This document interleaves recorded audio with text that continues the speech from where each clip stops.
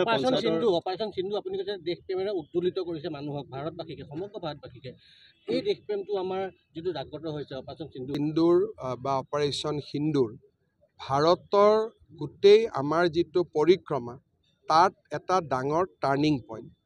আপোনালোকে জানে যে ইমান দিনে আমাৰ দেশত সন্ত্ৰাসবাদৰ আক্ৰমণ হৈ আছে।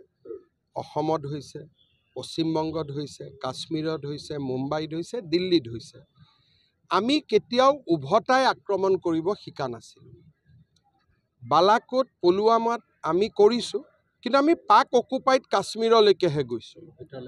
কিন্তু পাকিস্তানৰ ভিতৰলৈকে সোমাই যোৱাৰ যিটো নীতি, লাহোৰ, ইছলামাবাদলৈকে, ই ভাৰতৰ গোটেই ৰাষ্ট্ৰৰ যিটো পৰিক্ৰমা, সেই পৰিক্ৰমাটোৰ এটা টাৰ্ণিং পইণ্ট।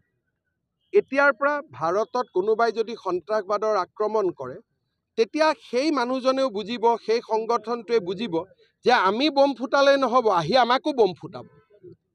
এই যিটো ৰাষ্ট্ৰীয় চেতনা নৰেন্দ্ৰ মোদী ডাঙৰীয়াই জগাই তুলিলে, সেনাবাহিনীয়ে তাক কাৰ্যত ৰূপায়িত কৰিলে। ই ভাৰতৰ গোটেই এটা আমাৰ ৰাষ্ট্ৰৰ চৰিত্ৰটোকে সলনাই পেলালে। আগতে ভাবিছিল ভাৰত এখন খুব নিমাখিত ৰাষ্ট্ৰ, ভাৰতক মাৰিলেও আমাক কোনোবাই যদি এটা গালত চৰ মাৰে আমি আনখন গাল পাতি দিম, তেনেকুৱা ধৰণৰ এটা আমাৰ ইমেজ কংগ্ৰেছৰ দিনত নিৰ্মাণ হৈছিলে।